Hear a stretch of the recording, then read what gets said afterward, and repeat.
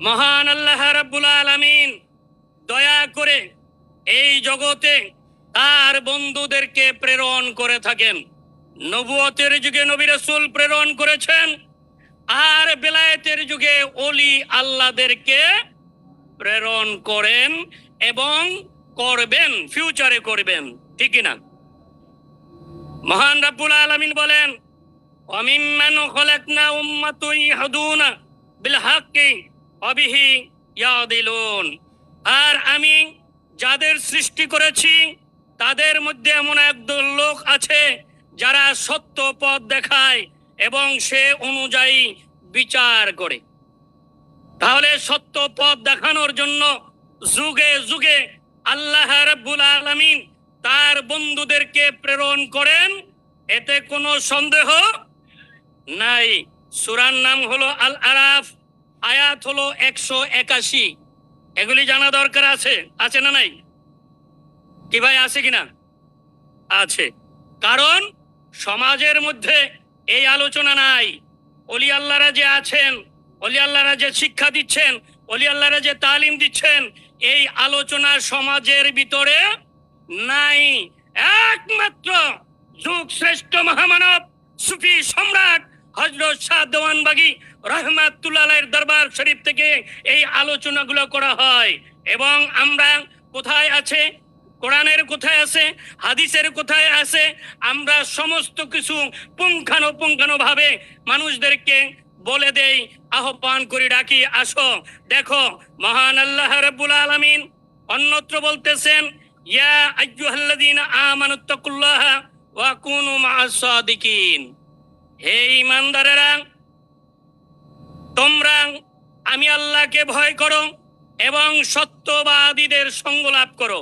কাদের সঙ্গ? সত্যবাদীদের সঙ্গ লাভ করো। সূরা আত-তাওবা আয়াত 119। আয়াত নম্বর কত? 119। সূরার নাম কি? আত-তাওবা। সম্মানিত আশিক রাসূল ভাইরা, যুগে যুগে মহান রব্বুল আলামিন তার বন্ধুদেরকে প্রেরণ করে থাকেন।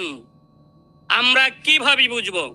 নবুয়তের যুগে তো নবী রাসূল আসছিলেন, তাদের ভিতরে মুজিজা ছিল, আর ওলি আল্লাহদের ভিতরে কারামত থাকতে হবে। যদি কারামত না থাকে তাহলে তিনি ওলি আল্লাহ হতে পারেন না। কারণ কি? কারণ হলো কারামত থাকতে হয় এই কারণে, কারণ আল্লাহর পরিচয় যদি দিতে হয়, যদি অলত্ব না থাকে, তার মাধ্যমে বালা মুসিবত দূর না হয়, মানুষের উপকার না হয়, মানুষের যদি পরিবর্তন না হয়, তাহলে তারা তার কথা শুনবে না, শুনবে না। সম্মানিত আশিক রাসূল ভাইরা, এবার আসুন আল্লাহর মহান বন্ধু আমাদের দয়াল মুর্শিদ সুফি সম্রাট হযরত শাহ দেওয়ানবাগী রাহমাতুল্লাহ আলাইহি, আল্লাহর বন্ধু, তার অলৌকিক কারামত ছিল না? ছিল না? ছিল না? ছিল না? এখনো আছে, এখনো আছে। কেমন? আমি একটা বাস্তব ঘটনা, নিজেদের ভিতরের যে ঘটনা, এগুলো যদি না বলি তাহলে আমরা বুঝবো না। আসুন, আমার পিতা মোহাম্মদ শফিজউদ্দিন হাওলাদার, তিনি সোনালী ব্যাংকের প্রিন্সিপাল অফিসার, রিটায়ার্ড পারসন। উনি 1980 সনে অসুস্থ হয়ে পড়লেন। উনি অসুস্থ হয়ে পড়লেন কিভাবে? যে আপনার হাইকোর্টের মাজারের পাশে একটা মসজিদ আছে, ওখানে নামাজ আদায় করার জন্য গেলেন। নামাজ আদায় করার জন্য যাওয়ার পরে তিনি নামাজ আদায় করার জন্য ভিতরে ঢুকবেন, জুতোগুলো আছে। এবার একজন পাগল বেশে আউলা কেসে বসে আছে, ওনাকে বললেন, ভাই আপনি আমার এই জুতাটা একটু দেখেন। উনি শুনতেছেন না, আবার বললেন, আবার বললেন। তখন ওই লোকটি একটু অসন্তুষ্ট হয়ে গেলেন। অসন্তুষ্ট হওয়ার পরে ওখান থেকে তিনি নামাজ আদায় করে বাসায় চলে গেলেন। এরপরের থেকে একটু অসুস্থ লাগতেছে, অস্বস্তি বোধ করতেছে বাসায়। এবার আমার আম্মাকে বললেন, আমরা তখন মিরপুরে থাকতাম, মিরপুরে 1 নম্বরে। তখন তিনি বললেন আমার আম্মাকে যে, শোনো, আজকে এরকমের একটা ঘটনা হলো, যে ওখানে নামাজ পড়তে গেছিলাম, তারপরে এই ওনাকে এইভাবে বলছিলাম, এরপরের থেকে আমার একটু অসুস্থ বোধ লাগতেছে, এই খারাপ লাগতেছে আর কি। তখন ডাক্তারের কাছে নিয়ে গেলেন, ডাক্তার মাপলেন, ধরলেন, দেখলেন, চিকিৎসার জন্য চেষ্টা করলেন, কিন্তু কোনো রোগ ধরা পড়তেছে না। এরপরে ডাক্তার ফেল, চলে গেলেন কবিরাজের কাছে। কবিরাজের কাছে যাওয়ার পরে কবিরাজও ফেল হয়ে গেল। এরপরে খুঁজতেছেন মাজারে বা কোনো পীরের দরবারে, শুনতে শুনতে আমরা শুনতে পেলাম পীরানে পীর দস্তগীর সুলতানুল মাশায়েখ সুলতানিয়া মুজাদ্দাদিয়া তরিকার ইমাম শাহ চন্দ্রপুরী রহমাতুল্লাহ আলাইহির দরবার শরীফ থেকে একজন পরিচালক আসবেন, অর্থাৎ উনি দরবার পরিচালনা করেন, যিনি হলেন আমাদের মহান মুর্শিদ সুফি সম্রাট হযরত শাহ দেওয়ানবাগী, যার নাম হলো মাহবুবে খোদা। তিনি আসবেন। এই কথা শোনার পরে আর ওই ভক্ত বললেন যে ওনার কাছে বললে বিপদ আপদ বালা মুসিবত দূর হয়ে যেতে পারে, রোগ শোক ভালো হয়ে যায়। এরপরে আমরা তাকে দুইজনে ধরে, অর্থাৎ আমার চাচা ছিলেন আর একজন হলো ওই ভক্ত, দুইজনে ধরে নিয়ে গেলেন যেখানে আমাদের প্রাণ প্রিয় মুর্শিদ সুফি সম্রাট হযরত শাহ দেওয়ানবাগী রহমাতুল্লাহ আলাইহি এসেছিলেন, ওই জায়গায় নিয়ে গেলেন।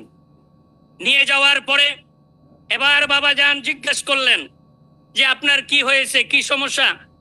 কয় হুজুর আমার তো সমস্যা, আমার এই শরীরটা খুব খারাপ লাগে, আর আমি এই চিকিৎসা করার জন্য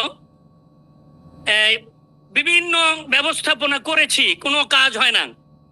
পরবর্তীতে সরওয়ার্দী হাসপাতালেও ভর্তি করা হয়েছিল, সেখান থেকে ডাক্তারের নাম কেটে দিছে, আপনি তো সুস্থ, অথচ তিনি শুকায়ে গেছেন আর ডাক্তার বলে সুস্থ। এই কথা বলার পরে উনি তওবা করাইলেন। তওবা করাইয়া এরপরে কলবটা দেখাই দিলেন আমাদের প্রাণ প্রিয় মুর্শিদ সুফি সম্রাট হযরত শাহ দেওয়ানবাগী দয়াল বাবা কেলবা যান। ওনাকে যখন কলব দেখাই দিলেন, একজনকে বললেন একটু মোরাকাবা করান। এবার মোরাকাবা করানোর জন্য যখন বসাইলেন, মোরাকাবা করতেছেন। মোরাকাবা করার পরে মোরাকাবা শেষ হয়ে গেল, আমার পিতার রোগও ভালো হয়ে গেল। জোরে বলেন সুবহানাল্লাহ, আর একটু জোরে বলেন সুবহানাল্লাহ। এই রোগ ভালো হওয়ার পরে, কারণ ডাক্তার ফেল হয়ে গেছে, কবিরা ফেল হয়ে গেছে, বিভিন্ন মাজারে নিয়ে গেছি, কোন জায়গায় কাজ হয় নাই। যখন এই রোগ ভালো হয়ে গেল, ভালো হওয়ার পরে থেকে সে পাগল হয়ে গেল বাবা দেওয়ানবাগীর জন্য, পাগল পারা হয়ে গেল বাবা দেওয়ানবাগীর জন্য। যখনই মনে পড়ে তখনই বাবার কাছে চলে যায়, যখনই মনে পড়ে বাবার কাছে চলে আসে। এটা হলো প্রেমের টানে, মহব্বতের টানে, ভালোবাসার টানে। জগৎ ফেল হয়ে গেল, কিন্তু ওলি আল্লাহদের শুরু, ঠিক কিনা? ওলি আল্লাহদের শুরু, আল্লাহর মহান বন্ধু সুফি সম্রাট হযরত শাহ দেওয়ানবাগী রাহমাতুল্লাহ আলাইহি যে কলব দেখাইলেন, কলব দেখার পরে ওনার যে রোগ ভালো হয়ে গেল, এখনো তিনি বেঁচে আছেন। ইমাম ডক্টর কুদরত খোদা মাদ্দা জিল্লুহুল আলী হুজুর কিবলা জানের এই দরবারে পাকশালায় এখনো তিনি খেদমত করেন। সম্মানিত আশিক রাসূল ভাইরা, আল্লাহর ওলির কারামত থাকতে হবে, আল্লাহর বন্ধুদের কারামত থাকতে হবে। যদি ওলি আল্লাহর কারামত না থাকে, তাহলে মানুষ বিশ্বাস করবে না। সম্মানিত আশিক রাসূল ভাইরা, এখনো মানুষ দেখেন, আমরা যখন বিপদ আপদ বালা মুসিবত আসে, ঝড় বৃষ্টি আসে, সুনামি আসে, বাংলাদেশ কার দেশ? শাহজালালের দেশ বাংলাদেশ, ওলি আল্লাহর দেশ বাংলাদেশ। ঝড় বৃষ্টি শেষ, কই ভেঙ্গে ফেলো, মাজারকে ভেঙ্গে ফেলো, বলে না? বলে কি বলে না? থাকতে আমরা চিনি না, সাথে আমরা বুঝি না।